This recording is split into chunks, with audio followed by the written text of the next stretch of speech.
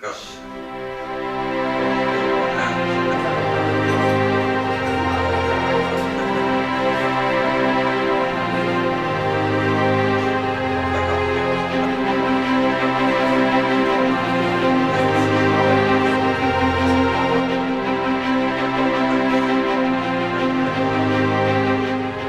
Sest kirik hoolib inimese esmaste huvide kaitsest kõikjal, tema väärikuse eest, elu pühaduse eest, eneseteostuse eest, solidaarsuse eest, kaasinimese tunnustamise eest.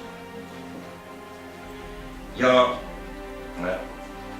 ma arvan, et lõpuks on õige tsiteerida seda Schumanni seisukohta, mis mind omal ajal sellesama kogumikule eessõna kirjutamisel rabas.